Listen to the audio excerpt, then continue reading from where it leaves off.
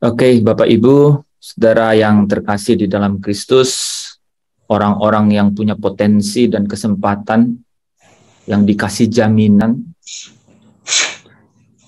Amin. yang dikasih jaminan, dan di dalam jaminan itu ada dinamos, ya, dunamis atau kuasa, ya. Nah, kuasa ini tentu saja perlu karena dunia yang kita lewati ini itu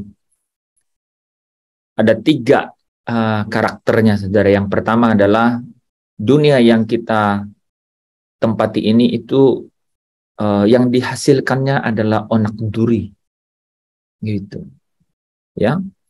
Yang kedua, manusia yang kemudian memiliki, ya, kuasa untuk mengelolanya itu juga manusia yang sudah jatuh ke dalam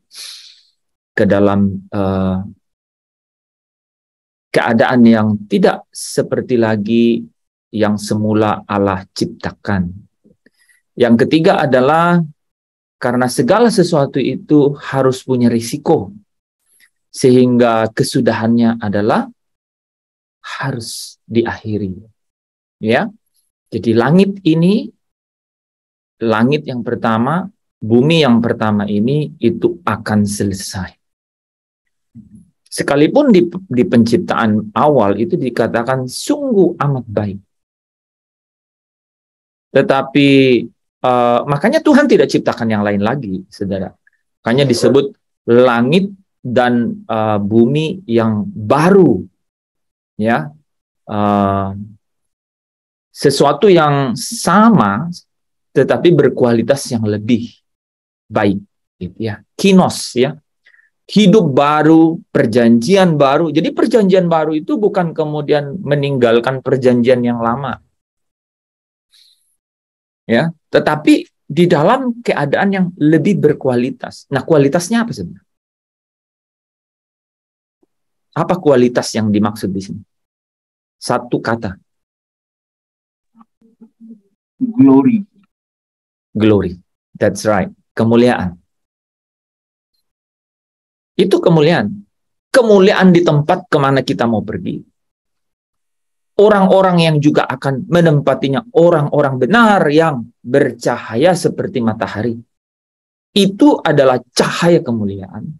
Dan orang-orang ini, saudara, itu adalah orang-orang yang dapat dan mampu sampai memiliki pancaran kemuliaan itu karena apa? Karena ada pokok keselamatan, ada teladan. Yaitu Kristus Yesus sendiri yang sudah mencapai kesempurnaannya, sehingga dia menerima kemuliaan. Dia dimuliakan oleh Bapaknya. Dan dia adalah teladan. Manusia Allah, ya, menjadi manusia Allah.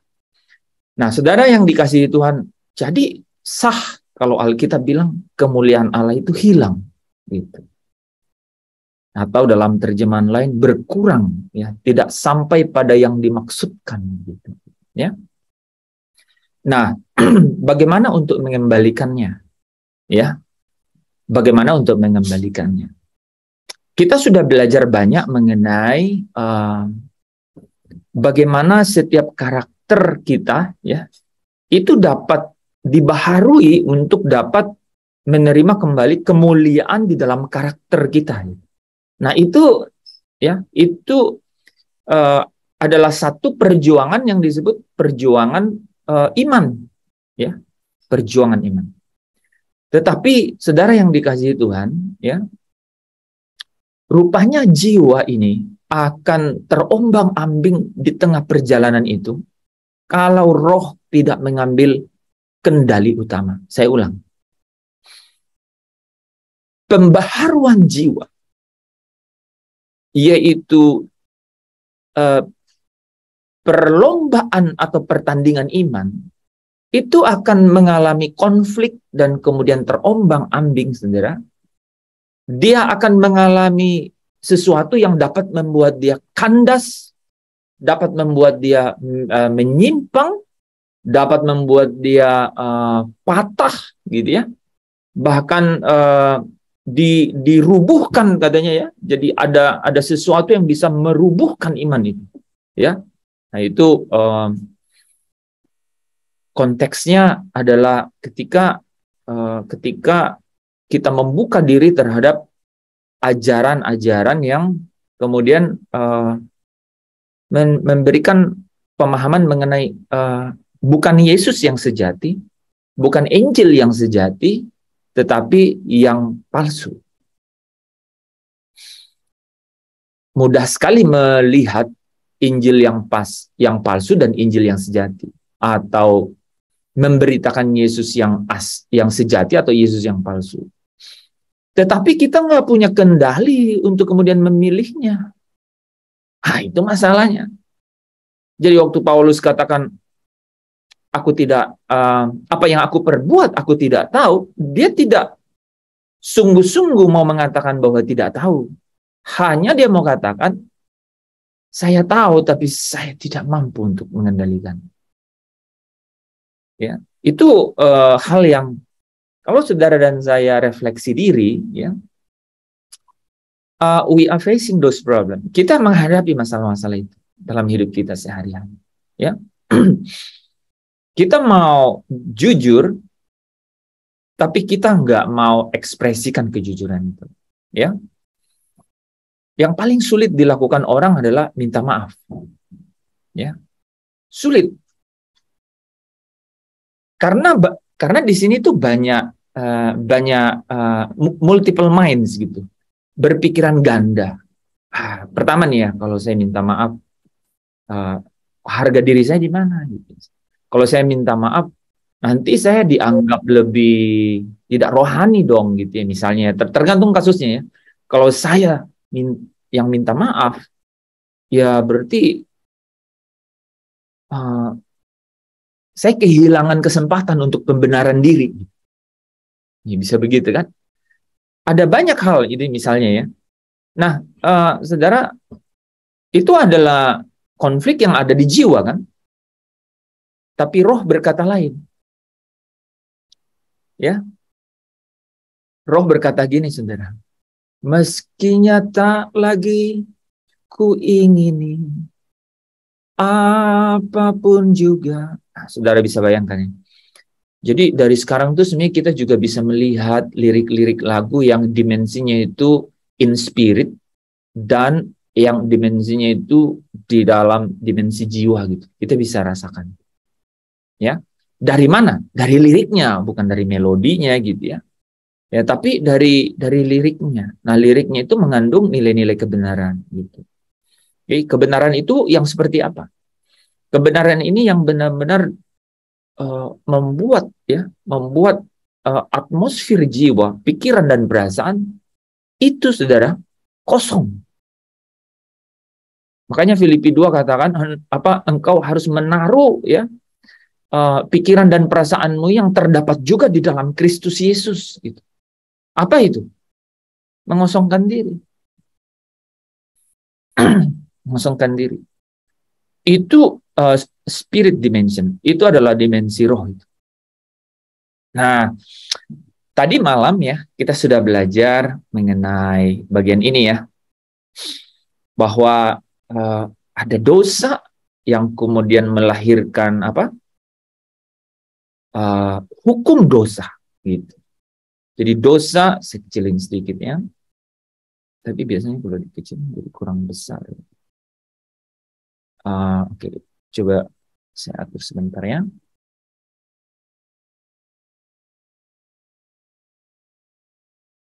Oke, ya. Jadi jadi dosa punya hukum dosa, dan hukum dosa itu artinya jadi hamba dosa. Gitu. Gak punya kekuatan untuk keluar dari situ kan? Dan akhirnya itu ya maut ya. Nah, kita sudah belajar juga bahwa syukur kepada Allah ya, syukur kepada Allah ya. Roma 7 ayat 25 ya. Syukur kepada Allah di dalam Yesus Kristus. Yesus Kristus ini yang kemudian membuat kita keluar dari keadaan perbudakan ini untuk masuk ke satu keadaan yang baru. Dikatakan begitu, keadaan yang baru ya. Jadi bukan di hutan rimba yang tanpa aturan gitu ya. Ya, siapa saja bisa makan siapa saja gitu ya. Gitu ya. Makanya saudara bisa ketemu dengan orang-orang yang tidak di dalam Kristus, itu bisa dipermainkan saudara ya oleh dunia roh begitu. Itu bisa. Nah, eh, itulah Adam yang terakhir gitu ya. Kristus itu di mana disebut bahwa dia itu adalah roh yang menghidupkan. Ya. Adam yang akhir menjadi roh yang menghidupkan. Ini maksudnya apa sih saudara? Maksudnya adalah supaya manusia itu dapat memiliki kendali atas jiwanya gitu. Rohnya itu memiliki kendali atas jiwanya. Ada yang bisa kasih saya contoh? Apa contoh roh kita bisa kendalikan jiwa kita? Ya, beberapa orang ya, supaya saya ingin tahu nih apakah sudah sampai di situ ya. Kalau ya, coba teman-teman sebelum ya kira-kira apa ya? Contohnya itu roh kita itu bisa mengendalikan jiwa kita. Mengendalikan jiwa itu maksudnya dia bisa kendalikan pikiran kita, perasaan kita gitu. Ini kan dua nih, bisa pikiran, perasaan, atau bahkan mengendalikan tindakan kita, kehendak kita. Oke, dua dari Jakarta, dua dari Kupang, dua dari Bandung. Kupang tambah satu lah, 3 dari Kupang. Jadi kita mau dengar 7 supaya angkanya sempurna. Leader dikecualikan. Nanti terakhir tuh pertanyaannya kesimpulan toh. Oke, mau mulai dari mana?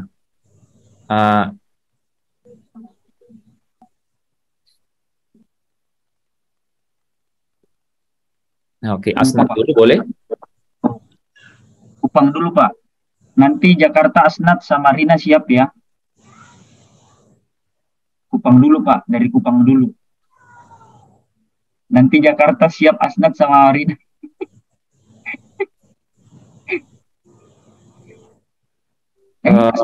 Yang Bandung siapa nih Bandung? Bandung ada Grace. Siapa?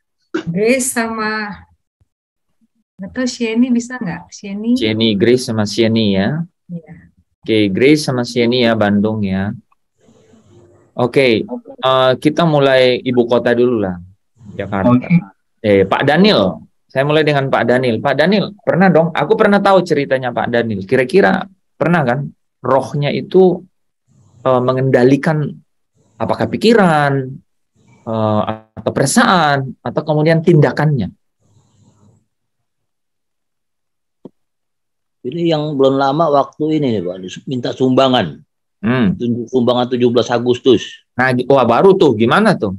Ya, tindakannya dia mintanya maksa dia. Bukannya maksa, pengen tahu isi orang kos berapa.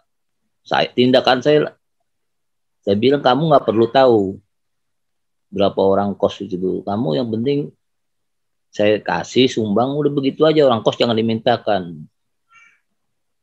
Kasih minta tindakannya begitu deh. Dia minta maaf dia sama saya. Itu baru kos contohnya itu. Oke, itu contoh dari Pak Daniel ya. Nanti saya komentari ya. Oke, Asnat mungkin?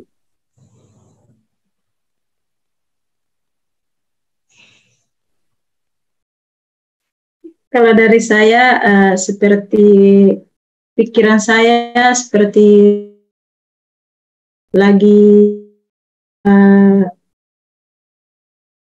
baca-baca status orang, tiba-tiba kayak roh saya, tiba-tiba saya langsung sadar gitu, ternyata ini nggak bagus gitu. Atau kayak TikTok juga seperti itu. Kadang saya hapus, tapi kepengen buka lagi gitu. Nah, rohnya bilang apa? Roh saya cepat sadar gitu, kalau terlalu lama gitu. Apa? Terus rohnya bilang apa? Rohnya bilang apa? Supaya kita bisa bedain ini tuh masih pikiran atau udah roh gitu. Kayak bilang, maksudnya saya cepat sadar. Kenapa sadar? Ja- Apa itu? Apa gitu misalnya? Wah, ini kayaknya Nggak bagus gitu. aku duniawi banget kayaknya. Ya, betul. Wah, anak setan kayaknya.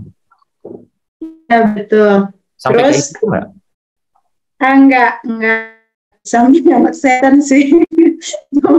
Cuman kayak dunia banget. Kayak dunia banget. Oke. Kayak dunia banget. Eh,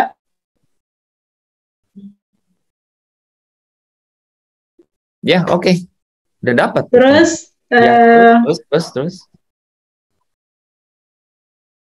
nggak ikut Zoom kan sekarang, Zoom karena jaringan juga kurang bagus, karena saya juga jaga anak 2, jadi sendiri. Jadi saya kadang terlambat, terakhir nggak masuk, kadang keluar. Jadi kayak di mobil juga mau ikut, kadang dengar pakai itu, tapi kayak berisik kan, ada anak kecil. Tapi saya berusaha terus untuk ikut, cuman kadang jaringan kurang bagus, tapi puji Tuhan malam ini saya kembali. Oke. Terima kasih. Terima kasih. Boleh itu kita catat dulu ya. Sekarang kemana nih? Ke Kupang dulu boleh. Siapa dari Kupang ini banyak? Apa kira-kira contohnya? Kira-kira aja. Wah, ini dari roh saya nih yang kasih tahu nih gitu.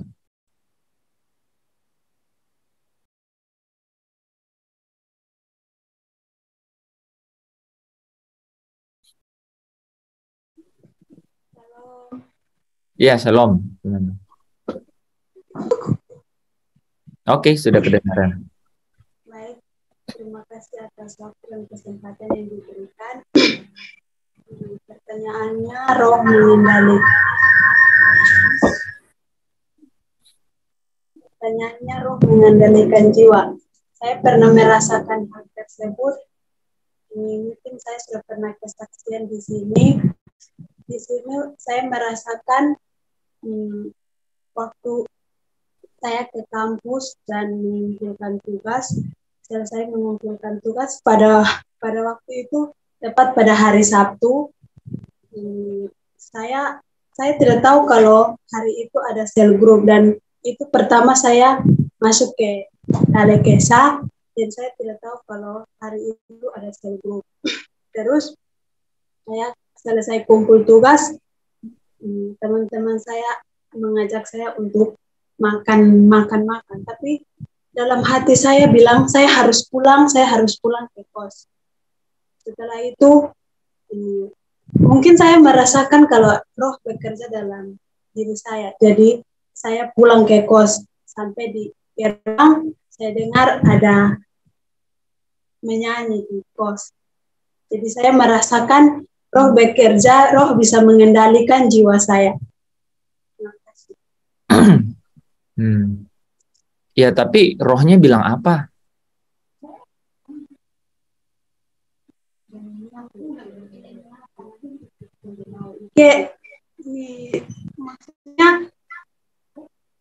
Maksudnya kan gini, kalau hanya bahwa saya nggak mau ikut makan karena saya mau pulang tidur atau gitu kan bisa. Saya nggak mau ikut makan karena saya tidak suka ya jalan-jalan atau rame-rame gitu ya. Saya sukanya pulang dan kemudian beres-beres di kamar saya sendiri. Kan bisa begitu.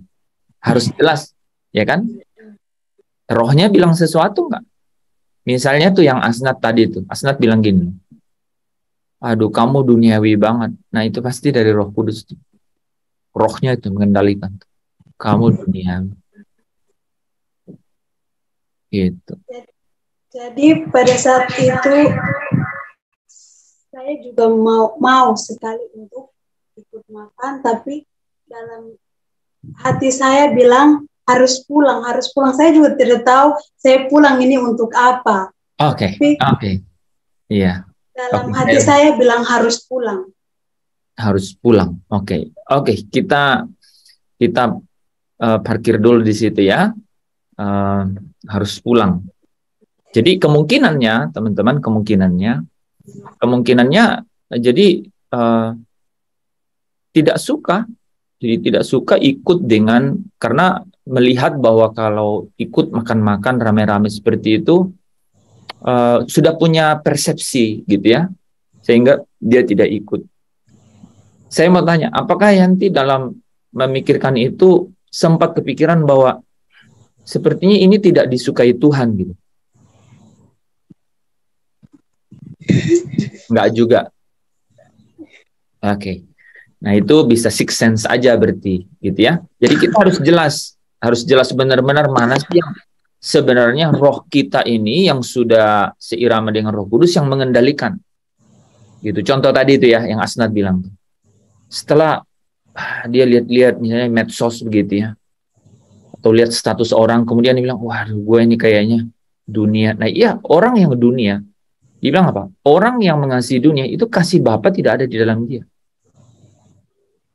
Jadi benar-benar Roh Kudus yang kemudian menuntun, membentuk, menghidupkan rohnya dia, kemudian rohnya dia ngomong begitu. Kemudian rohnya dia bicara begitu. Nah, kasusnya Yanti tadi, kalau Yanti sampai bilang, iya karena roh saya bilang yang begini nggak benar gitu misalnya ya, atau ini tuh tidak seirama dengan roh saya. Nah, karena kan ada ayat bahwa pergaulan yang buruk itu merusak kebiasaan yang baik gitu. Ya makan-makan kan belum tentu buruk gitu ya. Tapi bisa saja ada konteksnya yang kemudian Yanti kemudian bilang, wah ini itu pergaulan yang buruk gitu. Misalnya. Karena begini kan, buruk itu belum nggak harus jahat, tapi buruk itu adalah tidak punya nilai apa-apa. Misalnya ngumpul-ngumpul, nongkrong begitu ya, ngumpul-ngumpul tanpa agenda gitu. Apalagi kalau agendanya negatif gitu ya. Ya kumpul-kumpul tapi agendanya itu nggak produktif gitu. Nggak produktif dalam arti nggak menghasilkan sesuatu yang berkaitan dengan kemuliaan. Bisa juga produktifnya tapi apa? Ya membicarakan sesuatu yang kemudian bahkan tidak disenangi Tuhan gitu. Wasting time gitu, menghabiskan waktu gitu ya. Nah, yang kedua bisa saja melakukannya kemudian karena apa? Karena memang karena malas gitu. Malas dan kemudian ya ikut mau. Nah, ini yang menarik. Jadi ada kan orang ya mau makan tapi sebenarnya lagi nggak lapar gitu. Iseng aja makan gitu. Gitu ya, kalau suka dia cobain lebih banyak, kalau enggak dia buang gitu. Ya misalnya namanya apa ya, cemilan atau apa ya, ya snack gitu ya, snack untuk break, acara-acara break gitu kan. Kan itu apa coba? Itu kan ini melatih keinginan-keinginan dalam diri kita yang kemudian berbahaya itu sebenarnya kan. Akhirnya keinginan-keinginan itu bisa saja ya dilatih kemudian itu apa? Itu terlatih untuk hal yang lain gitu. Hal yang lain yang lebih besar akibatnya gitu. Oke, ya. Jadi kecuali kalau Yanti sampai punya begitu. Tapi kalau sampai pokoknya perasaan nggak enak terus mau pulang gitu ya. Nah itu orang-orang tua kita juga bisa begitu. Kayak perasaan nggak enak, kamu jangan keluar. Nah itu cuman perasaan, padahal dia mungkin perut kosong ya. Belum makan, jadi perasaan tidak enak, padahal perut kosong. Jadi bisa, tapi nggak pasti benar kan? Gitu. Oke. Pak, saya tambahin Pak. Ya silakan. Teman saya emang tiap hari godain saya dulu. Nah itu yang dari tadi aku mau dengar. Itu dia tiap hari tadi godain lagi jam 5. lu datang kemari. Nyanyi-nyanyi, ada minuman enak sini, joget katanya nyanyi. Ada perempuan, emang ada perempuan yang saya lihat.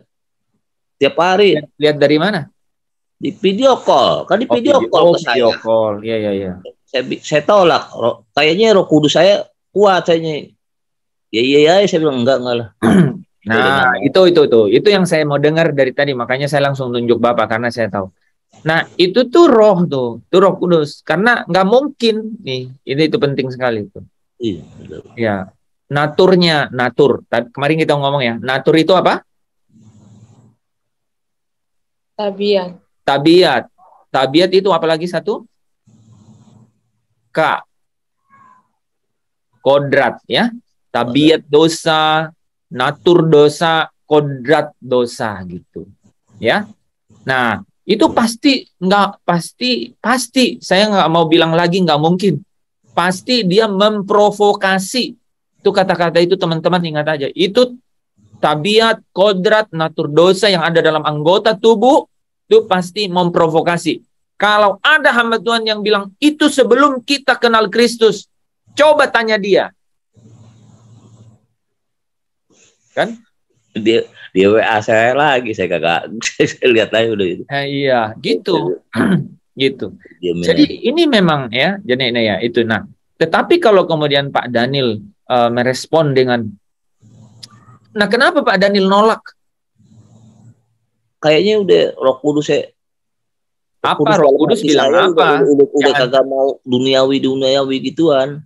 Okay. Dunia gelap gitu dengan Roh Kudus bilang tidak mau yang duniawi lagi yang gitu. Gelap-gelap udah enggak. Yang gelap-gelap itu.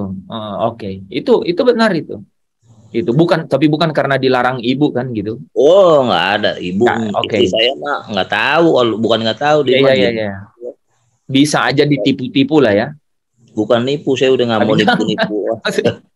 Bisa lah ya. Iya, tapi rupanya bisa dibohongin sih, bisa kalau ditanya bisa kan? Itu kan pikiran tuh jalan tuh. Tapi kalau sampai sebaliknya itu kan jadi mulia kan gitu. Ya kan? Kalau sebaliknya ya. Ya. Nah, itu ya. Tiap hari itu. Tiap hari dia bilang kamu gratis, emang orang kaya. Kalau itu sampai tiap hari, itu Bapak satu hari nanti bisa ambruk itu juga tuh. Jadi kalau tiap hari itu harusnya ya nomornya udah diblok. Saya nggak angkat kan teleponnya. Enggak blok. Kalau Bapak cuman nggak angkat, ingat pelajaran kita ya. Kalau cuman nggak angkat itu kejadian tertentu. Tapi Bapak tidak pernah tahu kalau kemudian call itu ya, panggilan itu masuk lagi di waktu yang berbeda. Dan iblis tahu persis loh waktu yang tepat untuk datang dan mencobai. Nah, jadi sebaiknya di blok. Gitu. Sebaiknya. Takut ngomel. Oh. Nah, itu satu lagi tingkatannya tuh Pak Daniel. Jadi nanti Pak Daniel naik ke tingkat lebih tinggi tuh, bahwa ya mestinya tak lagi ku ingini apapun juga. Jadi emang kalau dia ngomel kenapa? Bapak akan kehilangan hubungan. Nggak apa-apa. Kehilangan hubungan dengan dia, tapi hubungan dengan Kristus Bapak jaga. Itu hati-hati. Itu seperti menyimpan duri dalam daging. Oke, bagus itu. Ya, ini contoh-contoh yang bagus ya. Nah itu ya contohnya, Yanti bisa lihat ya. Yang contohnya Asnad gitu ya. Jadi harus jelas. Jadi ini roh ini bukan kayak ngeroh gitu loh saudara. Bukan kayak batin gitu, enggak gitu. Ini itu benar-benar yang dimaksudkan bahwa roh kita ini mengendalikan jiwa kita, itu artinya roh kita ini karena dia sudah hidup ya, dan dia memiliki kekuatan baru dari pimpinan atau tuntunan dari Roh Kudus, maka artinya apa? maka pasti yang menjadi alasannya adalah hal-hal yang terkait benar-benar langsung gitu. Langsung. Gitu. Langsung suara misalnya tadi ya yang Asnat, wah nih aku nih duniawi nih kalau begini. Kalau kalau bukan Roh Kudus yang bicara begitu, nggak relevan. Duniawi maksud lo apa sih? Kan kita masih di dunia. Nggak ngerti kan? Tapi kalau yang duniawi itu artinya apa? Ya, itu artinya saya tidak memberikan tempat yang layak kepada Roh Allah di dalam diri saya kalau saya memelihara, gitu kan? Hal-hal begitu. Oke. Yang Pak Daniel juga tadi, tapi harus tegas yang Pak Danielnya, ya. Saya suka terangin Pak Hen, mama dia man, saya bilang dia ikut gelap-gelap itu udah 40 tahun. Saya bilang, Upo sudah tua, sadar lah, udah jangan gitu-gitu tinggalin deh. Iya, kalau begitu Pak Daniel sebenarnya ingat ya, yang udah tadi lagi nggak di sana, lagi ngobrol tempat lain. Iya. Tapi maksud saya, Bapak itu sebenarnya kirimin ayat firman Tuhan aja gitu. Dibaca tiap hari saya kirim. Salam lagi saya kirim. Salam ya. Saya kirim. Iya. Gitu gambar-gambar Tuhan Yesus apa kirim tiap hari. Oke. Nah, teman-teman ada yang lain lagi dari Kupang? Atau yang lain yang tidak saya sebutkan tempatnya, mungkin ada yang mau? Apa kira-kira contohnya?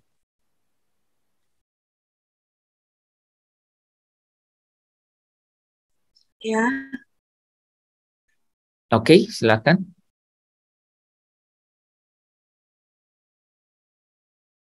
Oke, saya kemarin ya. Saya lupa kemarin atau tadi pagi. Kemarin saya marah-marah sama adik saya. Jadi saya marah lewat chat, ketik. Tapi tiba-tiba sementara lagi kayak panas-panasnya pengen kata-katain kayak kata-kata yang kasar banget gitu. Kayak langsung tiba-tiba, kok kamu ngomong gitu sih? Kayaknya itu nggak boleh, itu nggak baik gitu. Kan kayak ada langsung kayak disadarkan gitu, langsung ada kata-kata gitu kayak tidak boleh hapus chat itu nanti itu nggak boleh, itu kasar banget gitu. Jadi akhirnya saya hapus semua, saya kayak saya menangis dan saya benar-benar kayak gimana ya, kok bisa ya saya bisa ngomong kayak gitu sampai kasar-kasar banget. Sebenarnya hanya masalah sepele gitu. Tapi saya nggak tahu itu beneran dari Roh Kudus atau saya nggak tahu. Tapi dalam waktu saya marah gitu, tapi bisa ya saya kembali dengan cepat gitu. Ya saya pikir itu sih Roh Kudus bekerja dalam diri saya gitu. Terus waktu disuruh baca firman Tuhan, yang waktu itu kita disuruh baca Roma 7 dan 8, saya juga di situ, saya kan sama teman saya satu ada, dia main HP. Jadi saya pengen baca karena disuruh, jadi saya baca. Terus ketika baca dari ayat 1, saya sudah kayak pikiran saya ini kalimatnya gimana sih, kok nggak susah dimengerti begitu, susah banget mengertinya, kata-katanya susah. Terus saya baca terus sampai ke ayatnya yang ke-7, itu kayak makin pusing, kayak pengen udahlah nggak usah baca lah gitu, kayak udah pengen nggak usah baca, mending nonton apa gitu, buka HP gitu. Tapi kayak ada dorongan gitu, baca terus, ulang-ulang, nanti kamu bisa mengerti gitu. Jadi saya baca terus, satu ayat saya bisa baca sampai berkali-kali, itu sampai kayak benar-benar bingung karena ayat Roma 7 itu saya rasa sulit banget untuk dimengerti gitu. Tapi setelah juga ada suara kan, ini itu susah dimengerti, nggak usah, nonton aja, main HP aja gitu. Apalagi teman saya itu kan ada nonton terus, jadi saya kayak tergoda gitu. Tapi ada yang dorong saya terus untuk baca berulang-ulang. Kalau belum paham juga kayak disuruh untuk cari di Google, ada Alkitab itu. Padahal saya sudah lupa itu, jadi tiba-tiba diingatin gitu. Saya langsung buka dan saya lihat tafsiran-tafsirannya, dan di situ saya baru kayak yang tadinya saya baca kayak sesak banget, pusing, bingung, ini maksudnya kalimatnya seperti apa sih, kayak bolak-balik gitu. Itu langsung lega, saya mengerti, oh kayak gini. Jadi kayak bergairah lagi untuk baca terus-menerus. Akhirnya saya baca sampai habis, dan saya rasa lega gitu, karena saya bisa mengerti maksud dari firman itu. Dan saya pikir itu Roh Kudus menuntun saya, membimbing saya untuk dapat terus berusaha dan mengalihkan ketika ada pikiran yang mengalihkan saya untuk harus keluar dari, untuk tidak membaca firman itu, tapi ada Roh Kudus menuntun saya untuk terus mendorong saya membacanya sampai saya mengerti. Dan saya tahu itu mungkin Roh Kudus yang membimbing saya. Mungkin itu saja. Oke, dua hal ya, teman-teman, kalau perhatiin. Yang satu biasa ya, kaitannya dengan kita tuh keinginan ya, keinginan jahat ya. Yesaya 59 ya. Ya. Katanya bukan Tuhan tidak mendengar atau tangannya kurang panjang, tapi apa? Yang membuat pemisah itu adalah dosa, kejahatan, ya. Nah, jadi yang pemisah itu kejahatan. Terus kalimat lanjutannya baru bilang, dan dia menyembunyikan diri daripadamu karena dosamu. Nah, jadi benar pada saat kita melakukan hal yang jahat, itu kalau orang nggak punya Roh Kudus, ya begini. Kalau orang punya roh yang hati nuraninya dan punya norma-norma baik, dia akan diingatkan dengan norma-norma baik itu. Tapi kekuatannya seperti apa? Pasti tidak akan kuat, gitu kan? Melawan godaan yang ada dari anggota-anggota tubuh itu. Tapi kalau orang yang sudah percaya, dan harus pakai dan kemudian rohnya itu sudah dituntun, kemudian untuk memiliki kekuatan. Karena kalau tidak kuat, yang Paulus bilang, apa yang aku lakukan, aku tidak tahu. Bukan dia nggak tahu. Dia tulis kitab Galatia sebelum dia tulis kitab Roma. Dia tahu persis cerita antara pernyataan perbuatan daging dan buah roh itu dia tahu. Apa hasil dari ikut menurut roh dan menurut keinginan daging. Dia tahu. Tapi yang dia mau bilang, aku tahu tapi aku nggak punya kendali atasnya. Jadi, menjadi percaya tetapi kemudian apa? Rohnya itu kemudian sudah dikuatkan untuk kemudian dapat mengendalikan apa yang dipikirkan, apa yang dirasakan, kemudian apa yang diambil dalam tindakannya, yang nyata dalam perbuatan, gitu. Ya, nah tadi itu mirip tuh ya, mirip. Jadi bisa ketika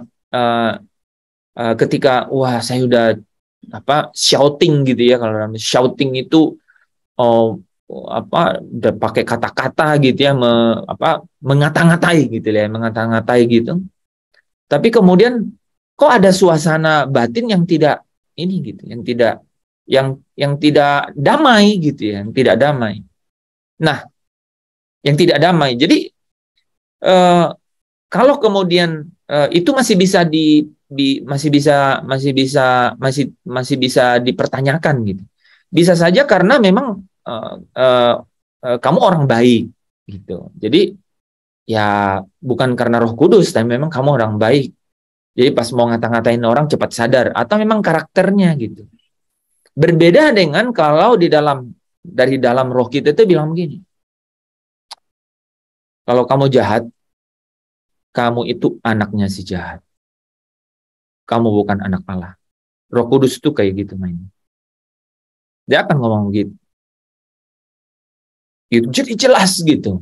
Nah, itu kenapa jelas? Karena itu maksudnya roh manusianya itu udah dikuatkan oleh Roh Kudus. Artinya apa sih dikuatkan itu? Artinya apa? Sudah diperlengkapi gitu. Dengan apa keperlengkapinya? Ya kebenaran. Jadi ketika kita tidak tahu kebenaran, tidak mungkin roh kita itu bisa diperlengkapi oleh Roh Kudus gitu. Nah, saudara tahu nggak? Pernah ikut Mayorets atau marching band gitu? Atau satu peragaan yang kemudian memakai alat, saudara bisa saja diperlengkapi alat itu, gitu ya, drum, gitu ya, atau tongkat, ya, tongkat apa namanya itu ya, tongkat mayoret, gitu ya. Tapi saudara nggak bisa mainin kan, gitu. Atau dilatih sekali bisa mainin hanya untuk putar 2 kali. Tapi nggak terbiasa gitu. Pada saat dilihatin 3-4 orang jadi grogi. Nah, itu saudara bisa bayangkan kan? Gitu ya. Nah, kebenaran itu adalah alat yang dipakai oleh Roh Kudus untuk memperlengkapi kita. Dengan cara apa? Bagaimana kebenaran ini tuh untuk menjadi alat di dalam apa? Di dalam jiwa dan di dalam jiwa kita, yaitu pada saat kita berpikir, pada saat kita merasakan sesuatu atau melakukan sesuatu berdasarkan perasaan, melakukan sesuatu berdasarkan pikiran. Jadi hal yang paling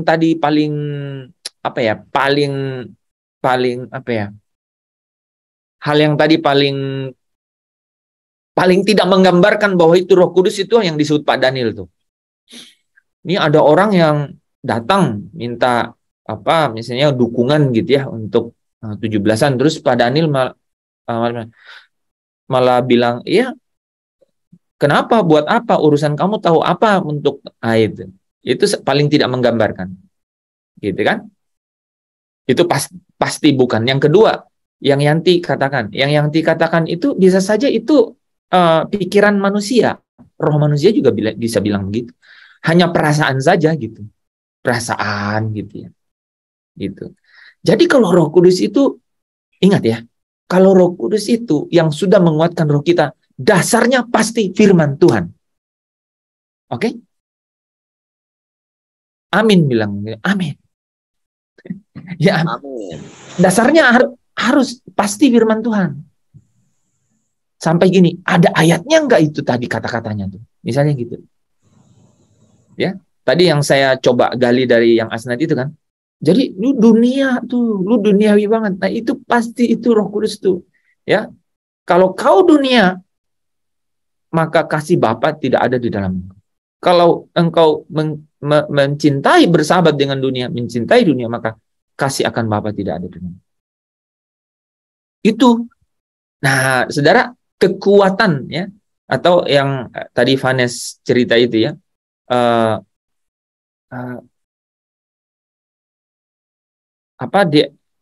dia mengata-ngatai, tapi nggak ada tuh suara Roh Kudus yang bilang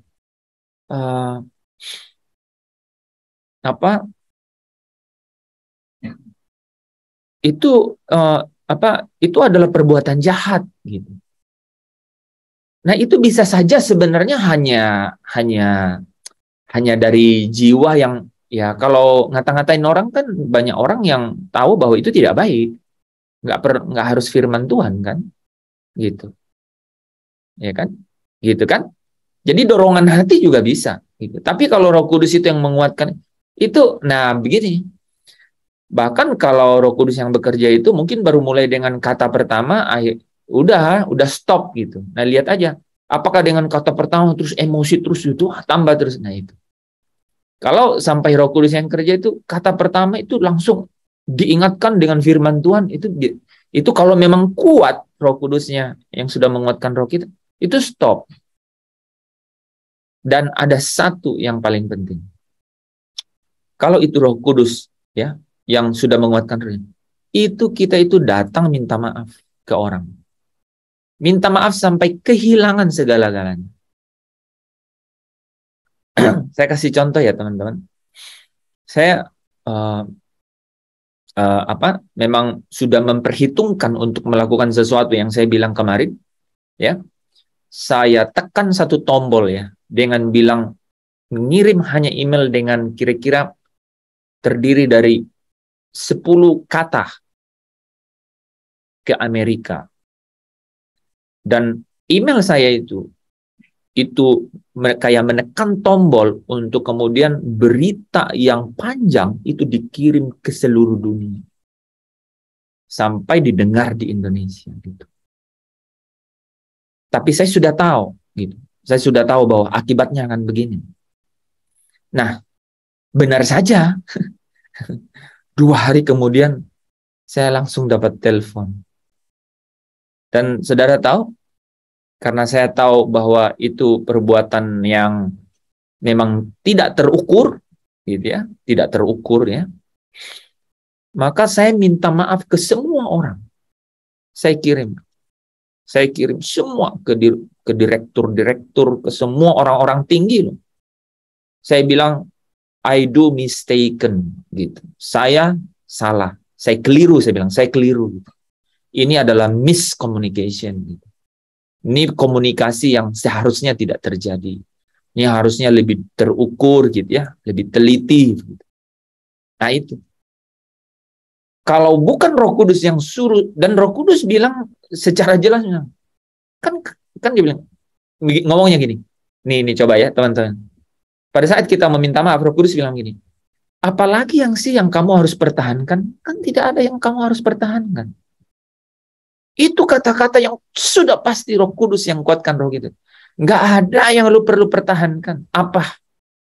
Yang kasih kamu makan, minum selama ini siapa? Itu cerita. Itu tuh.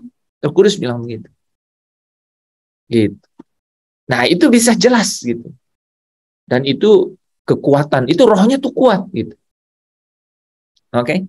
Nah, tapi contoh yang kedua yang tadi Vanes katakan tuh ada sesuatu yang baru, teman-teman lihat ya, sesuatu yang baru di situ. Apa yang baru di situ? Ini mengenai mengerti firman loh. Nah, itu kadang-kadang kita gampang tuh. Ya. Kita bisa gampang tuh, apalagi saya ulangi lagi ya, baca Roma pasal 7 itu. Ya, itu benar tuh tadi ya. Sampai ayat 7 saja saudara bisa mundur itu, ya. Gitu. Sampai ayat 3 masih oke. Ya. Karena ayat 1 itu seperti pengantar, ayat 2 dan 3 bilang kalau seorang istri gitu ya, suaminya belum meninggal, tidak boleh. Jadi pasti masih tertarik baca itu kan? Kecuali kalau suaminya sudah meninggal, maka dia boleh tidak berzina lagi kalau menikah dengan suami lain. Pasti masih oke itu. Pas masuk ayat 4, nah, dibilang kamu mati terhadap hukum Taurat. Ah, itu udah mulai apa ya ini ya? Semakin masuk ke bawah, semakin ini gitu ya. Semakin ini bagaimana ya? Tapi teman-teman sebenarnya karena saya sudah jelaskan, harusnya saudara bisa rewind lagi kan? Dengar ulang gitu. Karena saya jelaskan per ayat tuh kemarin. Ya, oke. Jadi di situ kalau di situ kelihatan Roh Kudus bilang, ayo kamu baca. Itu nggak mungkin dari roh lain. Saya ulang ya. Itu nggak mungkin dari roh lain yang maksa saudara baca Alkitab. Nah itu pasti dari Roh Kudus. Dan tahu nggak saudara?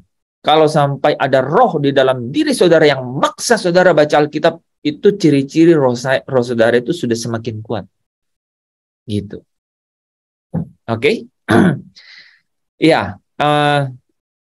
Oke, boleh kita lanjutkan besok ya. Untuk kalau ya, saudara jadi simpan ya apa yang menurut saya, saudara ya, contoh bahwa Roh Kudus itu sudah menguatkan roh saudara sehingga dia bisa mengendalikan apa yang saudara pikir, satu, apa yang saudara rasakan, perasaan juga boleh, ya. Yang ketiga, apa yang saudara lakukan dalam tindakan, gitu. Akhirnya saya tidak. Nah, contoh tadi saya akhirnya minta maaf, dan minta maaf itu, waduh, minta maaf saudara ya tergantung ya posisi kita ya. Tapi saya ini kan sudah lumayan senior ya di dalam industri itu. Jadi saya minta maaf ke vice president, ke direksi gitu.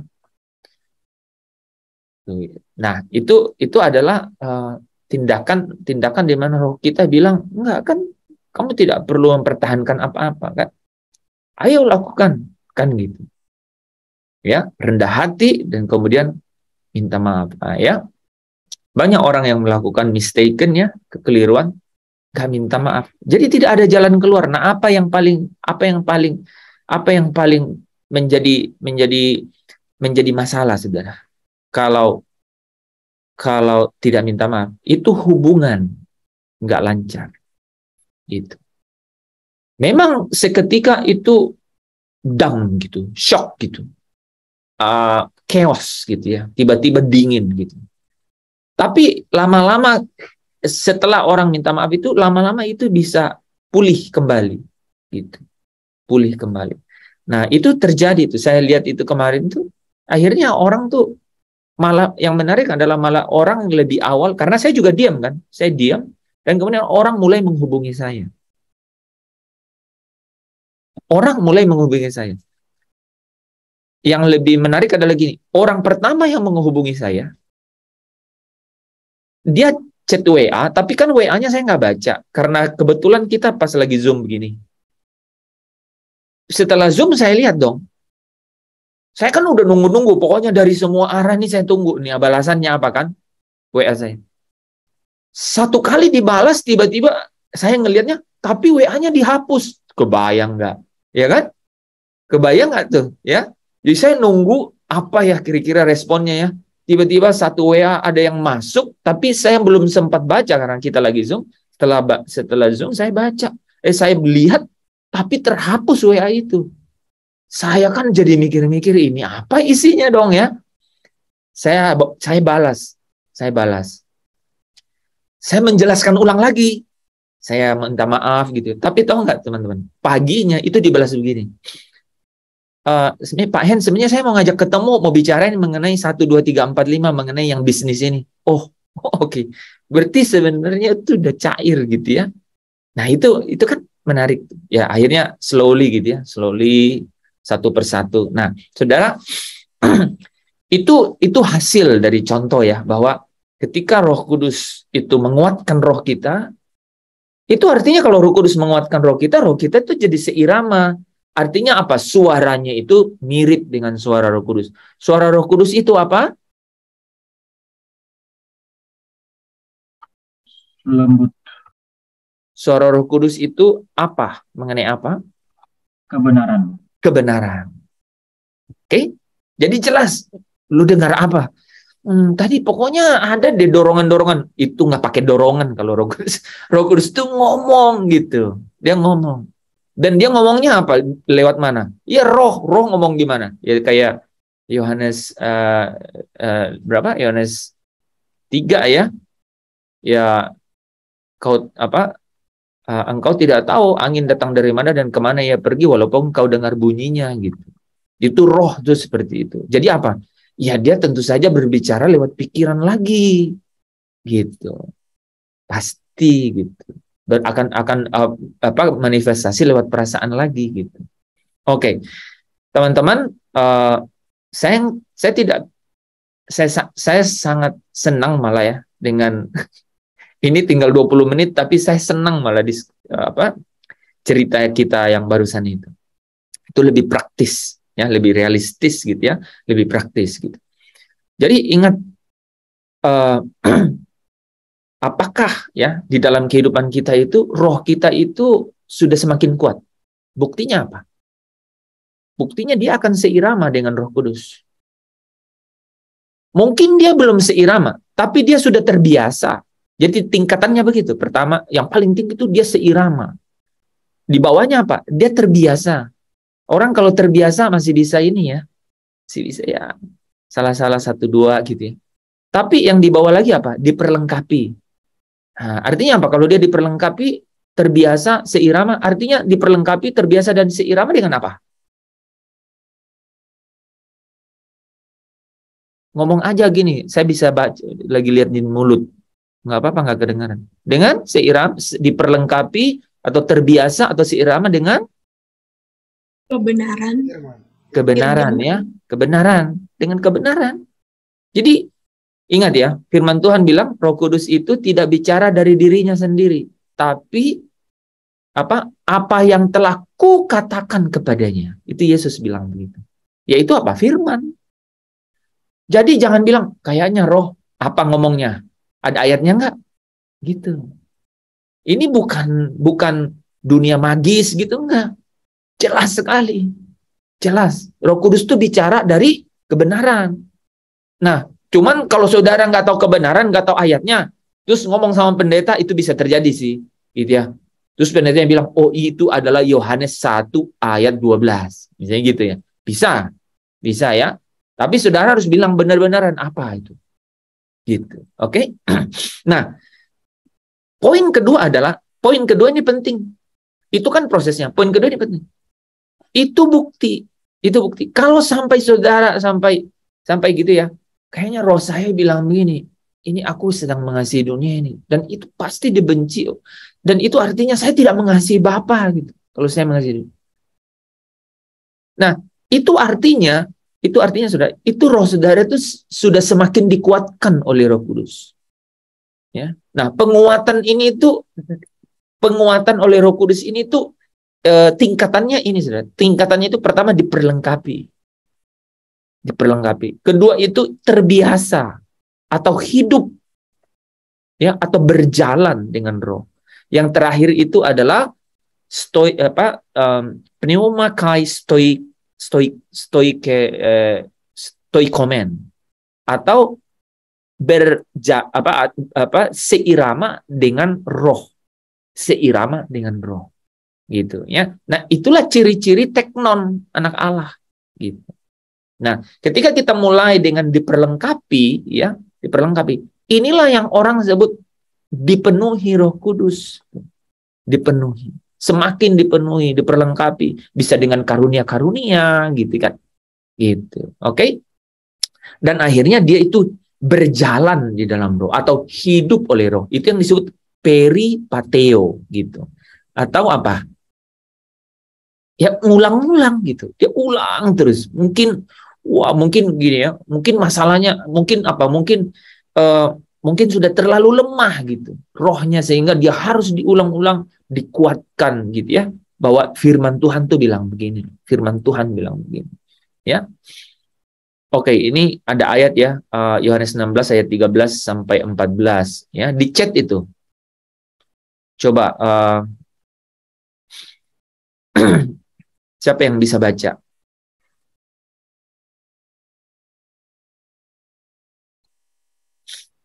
Ini penting sekali. Ya, Yohanes 16 ayat 13 sampai 14 dalam terjemahan baru. Tetapi apabila ia datang, yaitu roh kebenaran, ia akan memimpin kamu ke dalam seluruh kebenaran. Sebab ia tidak akan berkata-kata dari dirinya sendiri, tetapi segala sesuatu yang didengarnya, itulah yang akan dikatakannya, dan ia akan memberitakan kepadamu hal-hal yang akan datang. Ia akan memuliakan aku, sebab ia akan memberitakan kepadamu apa yang diterimanya daripadaku. Amin. Oke. Dia akan memberitakan apa yang diterimanya daripadaku. Gitu. Ya. Itu apa? Segala firman kebenaran itu, ya. Oke. Teman-teman, itu prosesnya. Makanya kalau lihat di diagram ini ya, supaya manusia yang terhilang itu dapat kembali memiliki kemuliaan, ya, terhilang, ya. Yang paling yang paling tragis adalah kehilangan kemuliaan, ya. Dapat kembali memiliki kemuliaan itu, maka dia harus gitu. Dia harus masuk ke dalam satu proses yang namanya hukum roh kehidupan, ya. Malam hari ini belum akan masuk ke situ. Saya di 10 menit terakhir ini akan mengulang ini, saudara, biar dari setiap sharing tadi itu saudara bisa kemudian lihat lagi di sini apa yang terjadi, ya.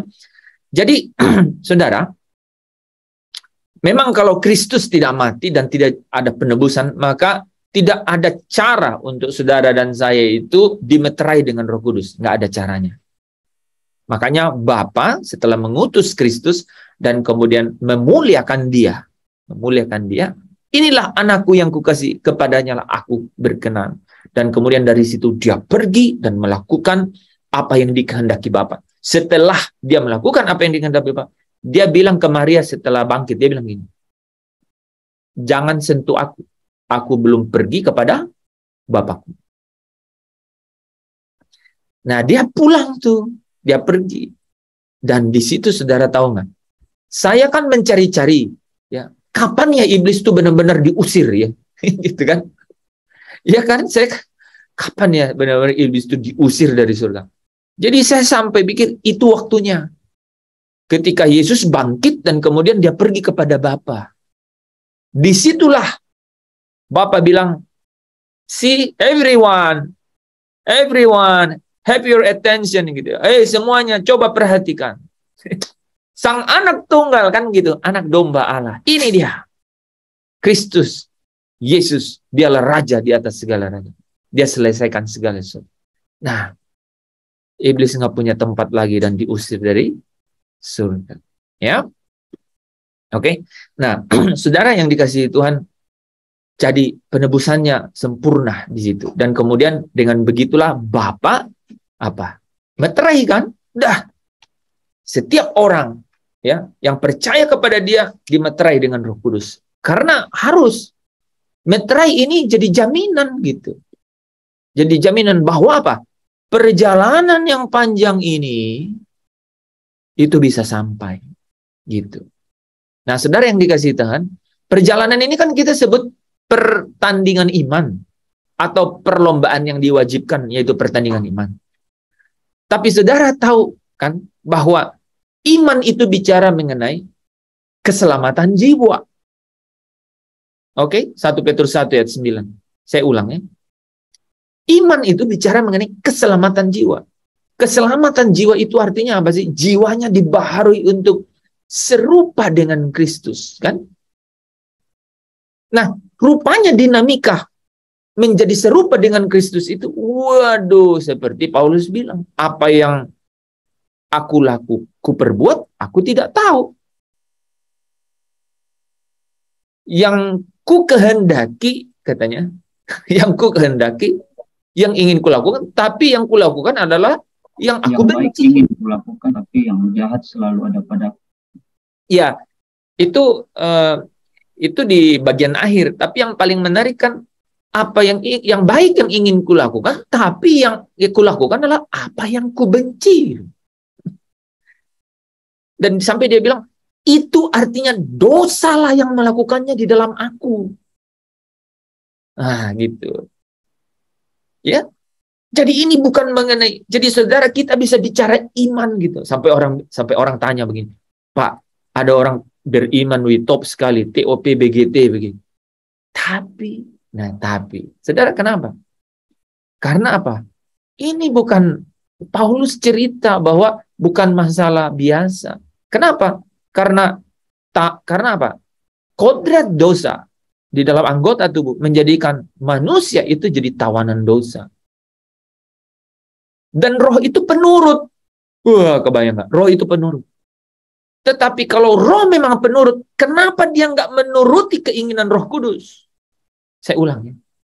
Kalau memang roh itu penurut, kenapa dia nggak diarahkan untuk mengikuti, untuk menurut apa yang Roh Kudus mau? Kan begitu harusnya, kan? Nah, makanya itu yang dibilang bahwa roh yang menghidupkan itu.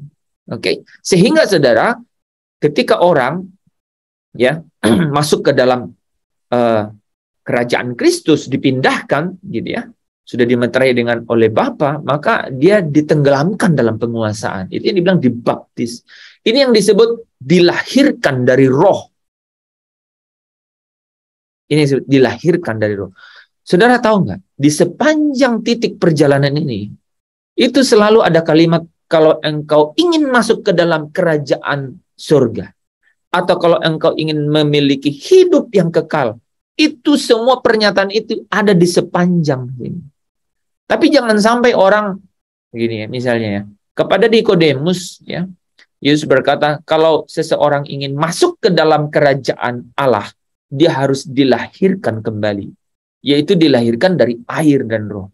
Nah, orang jadi pikir dilahirkan dari air dan roh apa? Dibaptis, baptis air, baptis Roh Kudus. Oke. Kalau setelah itu berarti kita sudah bisa pasti masuk kerajaan Allah. Dia tidak belajar semua kebenaran yang, karena Roh Kudus akan bicara lain kan? Roh Kudus akan bicara, iya, setelah itu hanya kamu dibaptis. Setelah itu kamu dibaptis, yes, memang apa?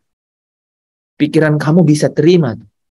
Dia bisa terima yang namanya firman masuk.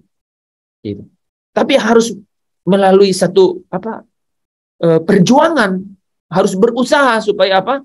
Firman sudah dengar, jangan kasihilah musuhmu, berdoalah kepada orang yang menganiaya kamu, gitu ya. Kan Roh Kudus bilang begitu. Itu mudah tidak? Kalau nggak susah, susah sekali. Begitu? Ya kan? Nah, itu perlu waktu kan gitu. Perjuangan itu, ya. Nah, roh ya, manusia yang tadi sudah dikuatkan itu yang akan menolong dia untuk bilang, engkau sebenarnya bukan milik dunia lagi. Itu yang paling penting dari Roh Kudus. Dia akan selalu bilang, no, you are not belongs to the world. Engkau bukan berasal dari dunia ini. Jadi saudara mau tahu nggak kata-kata yang paling sahih ya? Saya harus berhenti sini dulu ya. Ya, yang paling kuat. Saudara tahu bahwa ini suara Roh Kudus akan bilang, kamu bukan dari dunia ini. You are not came from this world. Kamu bukan dari dunia ini. Rumahmu yang sesungguhnya adalah bersama dengan Kristus di rumah Bapa. Itu suara yang paling kuat. Makanya orang kalau sampai di situ, ya, dia akan bisa berkata, sekalipun dagingku dan hatiku habis lenyap, gunung batuku dan apa katanya? Kekuatanku adalah tetaplah Allah selama-lamanya ya. Gitu. Dia akan bisa berkata begitu. Gitu. Nah, ini latihan. Ya. Jadi pelajaran yang kita dapat dari sini apa, teman-teman? Ketika kita bingung di dalam pikiran, di dalam perasaan, di dalam apa yang kita ambil dalam tindakan, tahu nggak? Itu memang tidak mudah, itu memang terjadi, gitu. Itu bisa terpecah pikiran itu, gitu. Apalagi kalau seolah-olah dua-duanya putih, gitu, ya. Yang kasih tahu ini adalah majelis, yang satu staf gembala. Ini yang kamu lakukan, ini yang kamu lakukan. Coba pilih yang mana, kan? Pikiran tuh masuk. Tapi roh saudara pasti bicara apa? Kamu itu tidak perlu mempertahankan apa-apa dalam hidup. Karena apa? Karena Kristus saja mengosongkan diri dan tidak mempertahankan yang seharusnya dia pertahankan. Nah ya, itu adalah sikap hati seorang hamba. Ya, itulah sikap hati seorang hamba. Tidak mempertahankan apa yang bahkan seharusnya dipertahankan. Gitu. Oke, teman-teman, kita cukupkan dulu sampai di situ ya. Besok kita lanjut lagi. Ingat ya, siapkan itunya ya. Sekarang kan udah tahu nih, udah mengerti ya, sudah saya kasih tadi clue-clue ya. Apa di dalam pengalaman hidup saudara, dan yang gini, yang menarik itu adalah kalau pengalaman itu bisa semakin dikuatkan tuh, itu penting ya, karena apa tadi ingat ya, yang namanya kita dihidupkan, ya, dihidupkan roh kita itu, ingat, dimulai dengan apa? Saudara pindah dari roh kegelapan perbudakan ke dalam kerajaan Kristus. Itu karena penebusan Kristus. Tanpa itu tidak ada dasarnya. Nah, setelah itu saudara dibaptis. Itu ditenggelamkan di dalam roh, gitu. Ya. Ditenggelamkan di dalam, dibaptis, ditenggelamkan di dalam. Nah, ditenggelamkan itu saudara tahu nggak? Dari situ saudara beranjak untuk masuk ke 3 tahap. Tahap pertama itu apa? Saudara diperlengkapi. Gitu. Diperlengkapi itu satu-satu. Taunya jangan benci musuhmu, gitu ya. Berdoalah kepada orang yang mencaci maki engkau, gitu. Nah itu, ya, itu satu-satu kan, tahu itu. Kalau ditampar pipi kiri, kasih pipi kanan, gitu. Ya kan? Satu-satu itu diperlengkapi itu dengan kebenaran. Sampai saudara terbiasa gitu. Jadi sudah ngalir gitu, sudah terbiasa gitu. Terbiasa, contoh gini loh saudara. Contoh ya. Saudara memang sudah terbiasa jadi hamba. Ya, pasti mulai dari kamar sendiri kan, mulai dari kamar sendiri, bersihin sendiri ya, semua diberesin gitu ya. Sampai ke rumah orang, itu kompor-kompornya orang juga diberesin gitu. Padahal cuman bertamu. Itu jadi namanya terbiasa itu. Kalau habis mandi lempar handuk di mana saja Pak itu? Ya, kalau dia bertamu di tempat orang, itu sama persis. Saudara, pasti sama persis. Kejadiannya akan begitu. Gitu. Nah, yang terakhir saudara, setelah dia terbiasa itu artinya apa? Dia tuh jadi berjalan. Namanya berjalan dengan roh atau apa? Hidup oleh roh. Itu terbiasa. Peripateo itu dalam bahasa Inggris working in cycle. Jadi saudara pernah keliling satu taman, lari gitu. Nah, itu namanya working in cycle. Berjalan, berkeliling, gitu. Berulang-ulang. Maksudnya supaya apa? Supaya terbiasa. Gitu. Nah, terakhir saudara jadi apa? Pneumakai stoikomen, ya, stoikeo, ya, seirama, berjalan seirama, gitu ya. Oke, terpujilah Kristus. Semoga setiap firman yang kita dengar itu akan menjadi tulisan di hati saya dan saudara oleh Roh Kudus, ya, yang akan semakin memberi saudara, melengkapi roh saudara semakin kuat. Sehingga apa? Saudara terbiasa. Dan saudara tahu nggak saudara, kalau saudara terbiasa dikuatkan oleh Roh Kudus. Wah, tak kuingini lagi indahnya dunia ini, karena ku yakin yang kau sediakan sempurna. Gak apa-apa, tiap hari. Kalau 2 kali tiap hari nggak cukup, 3 kali seperti makan obat. Ya, Roma 8 ayat 28 kan, jam 8, jam 2 siang, jam 8 malam. Ya, tancap terus kan, gitu sampai terakhir saudara bisa bilang bisa dilewati, ya, karena tujuan saudara yang sesungguhnya adalah sampai di titik akhir, finish, ya, memelihara iman. Oke? Apa yang bisa membuat saudara bisa memelihara iman?